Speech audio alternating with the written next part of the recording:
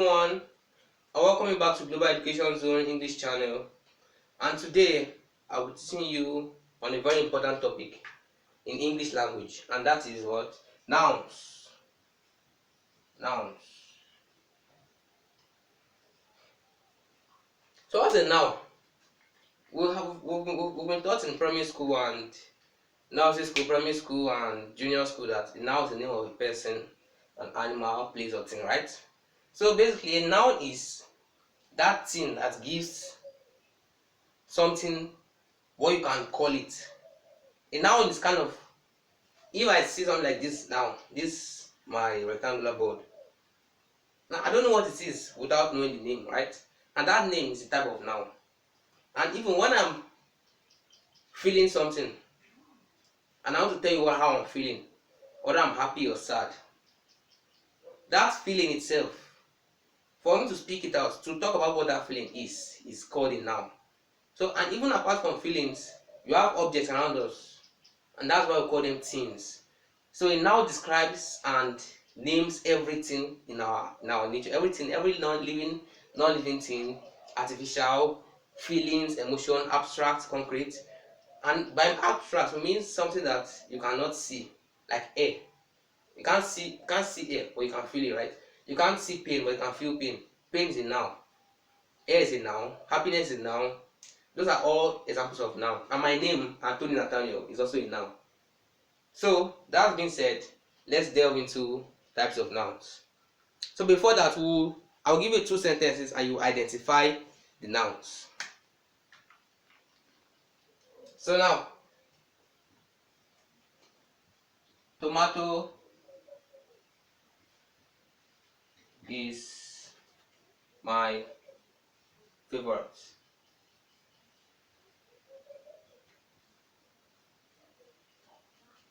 Now in this question, let me say the noun here is tomato, because it is what I'm talking about. I'm talking about tomato. I'm not talking about cherry. I'm not talking about mango. I'm talking about tomato. So what I'm talking about is called tomato. So nouns always answer the what question. If you say what am I talking about? What? So this tomato has answered the what question here. What I'm talking about tomato, and it is my favorite. It's my favorite. Now let me give another example. Let's say Lulu went to school. Now in this example, Bolu went to school. Now my noun, how many nouns are there? There are 2 nouns there. There's noun 1. The first noun is Bolu, and the second noun is school. Why? Because Bolu answers the question who. Who went to school? Bolu. So this Bolu here answers the question who. Bolu went to school.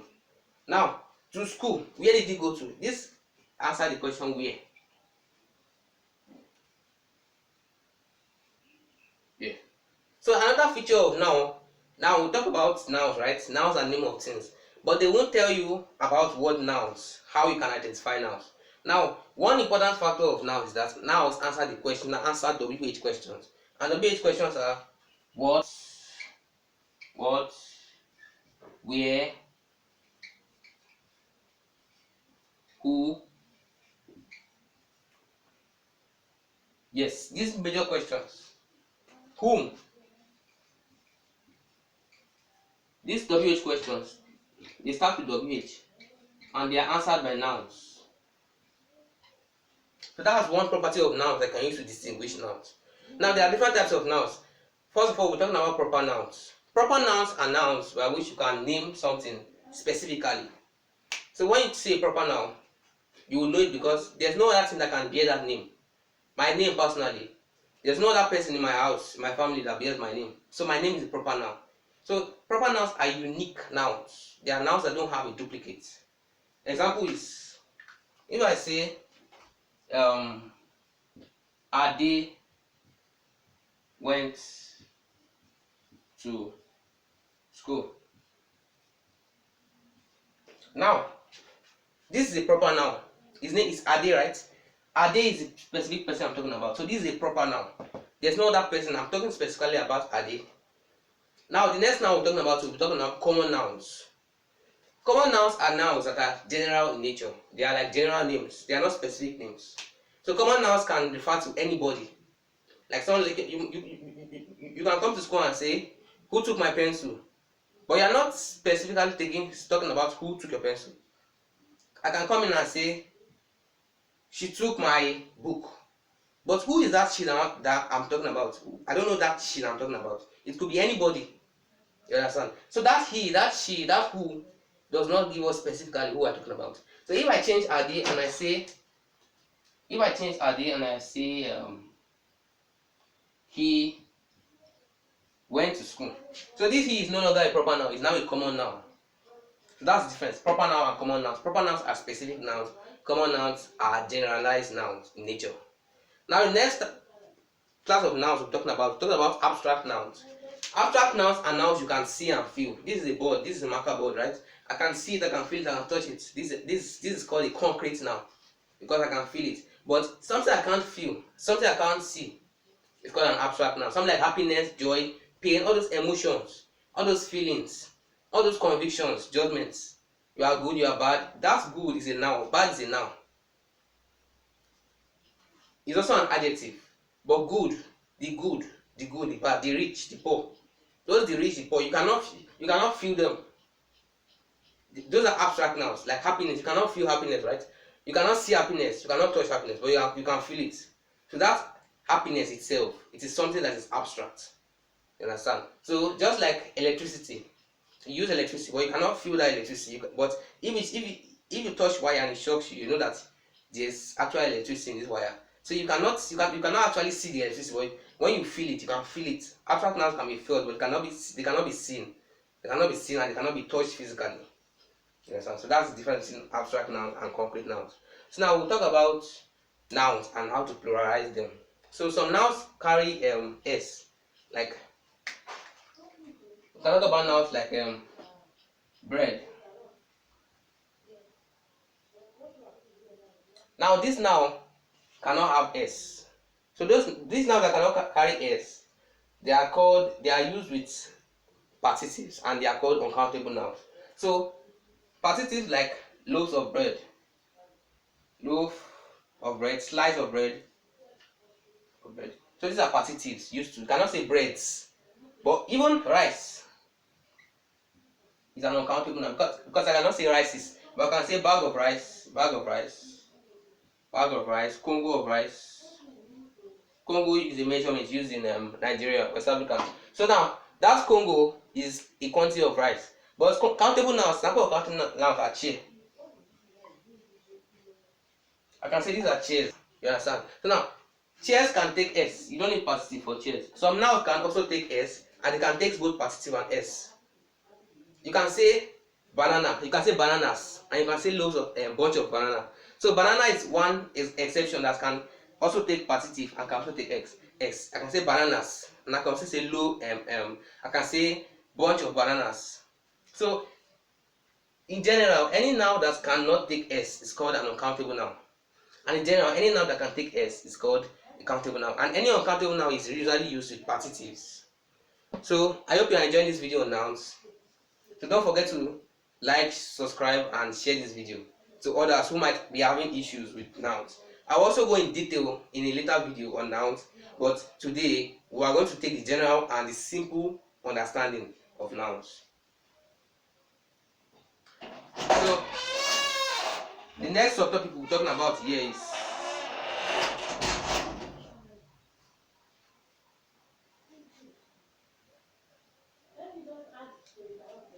we're talking about function of nouns.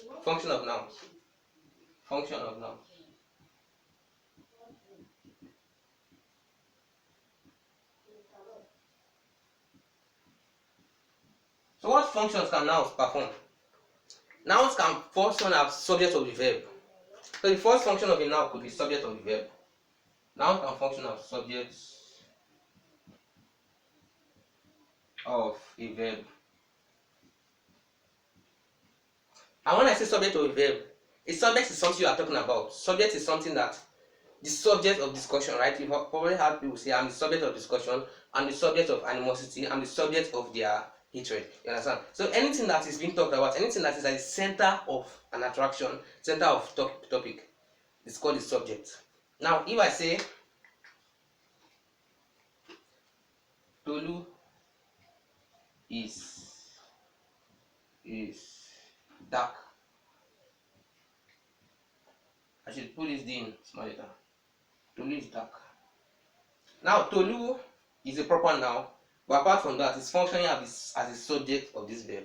Tolu is dark. So we are talking about Tolu, we are not talking about any other person, only Tolu.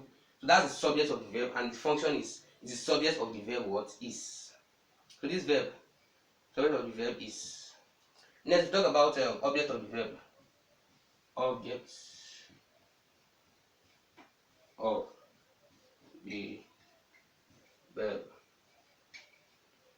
Now, if we talk about object of the verb, object is the receiver of the action.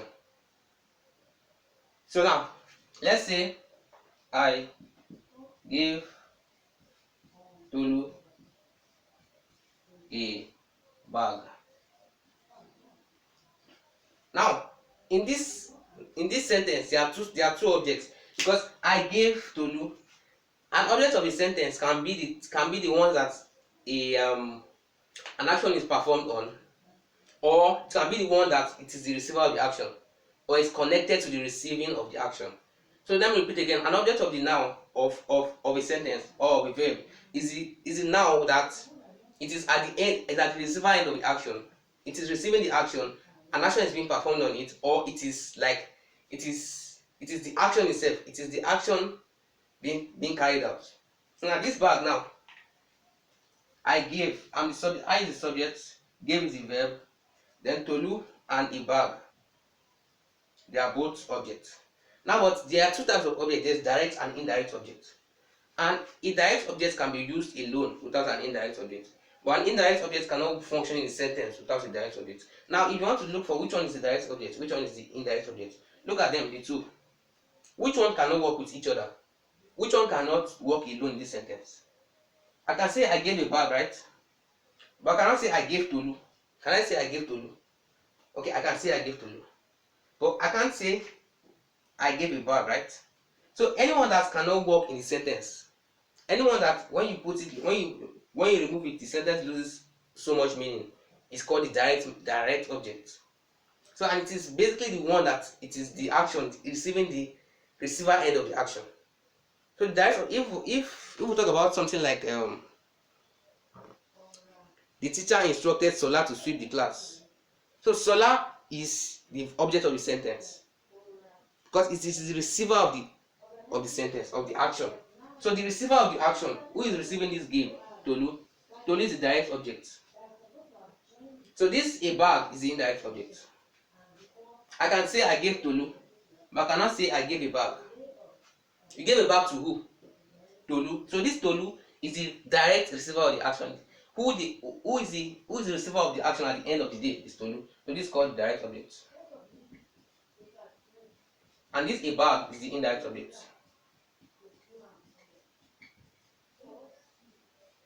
Also, the third function of a noun in a sentence is function as subject complement.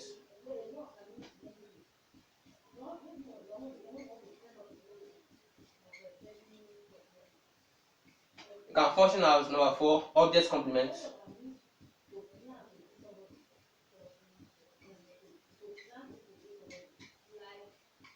And lastly, it can also function as what? Complement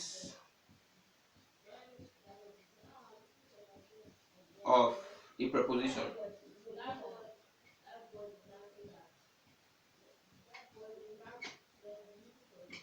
Now, I will explain this theory now. Now, it now functions as a subject complement when it occurs immediately after the verb is or other forms of is. So that's one way you can identify a subject complement. Like now, Tolu is dark. If I change this dark, because that dark is not really a noun, it's kind of like an adjective. If I say Tolu is a student,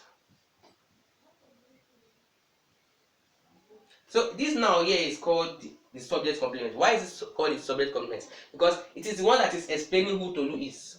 You understand? So this is a student. Who is Tolu? Is a student, right? Tolu is a student. It's the same thing as the noun. So complement is giving us more information about Tolu.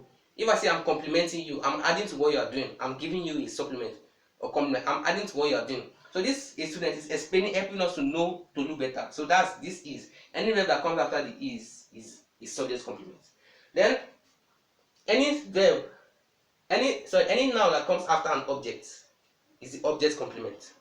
If we say a bag now, this also functions as an object complement. It's also a noun, right? Let me give an example, like something like I called Ronke a thief. If I say I called Ronke a thief, I'm like I called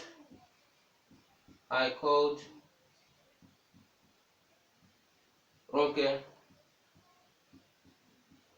a thief. Now this is the subject, this is the verb called, Ronke is the object, and then this noun after Ronke is called the object complement because it is telling us what Ronke is. It is helping us understand what I did to Ronke. I called her a thief, right? This a thief after this object is called the object complement. So any noun that comes immediately after your object is called your object complement. Then last we talk about the complement of a preposition. So it is still the same as object complement. Any noun that comes immediately after your preposition is called your complement of a preposition. Now, if I say she went to church. Now this she went to church. This church that comes immediately after the preposition to is called the object of a preposition. In a subsequent video, I'll talk about how to identify prepositions. But today we are talking about nouns. So any noun that comes after the preposition to. Prepositions are like to, inside, under, above, beneath, below, for, out, within. So all those are prepositions. So any noun that comes after them is called the object of a preposition. So to sum up, today we'll talk about what a noun is. And in the beginning of the video, I said a noun is a name of a person, animal, place, or thing. And apart from that, a noun answers who, what, how questions. It answers who questions, it answers what questions, it answers whom questions. So any noun that answers that question, if you ask a question in a sentence, who went to church, who is a student, Tolu is a student, that subject, that sentence particle that answers that question, who, what, why, whom, is called the noun. And in addition, nouns, I said some carry s, those are called countable nouns, and then some don't carry s, those are called countable nouns. So uncountable nouns carry partitives and countable nouns carry s or es. So we'll talk about that in a subsequent video, but this is just an overview of nouns. So we'll talk about the five main functions of noun, which are subject of the verb, object of the verb, subject complement, object complement, and complement of the preposition. So with that, I hope you've been able to have a general and balanced understanding of how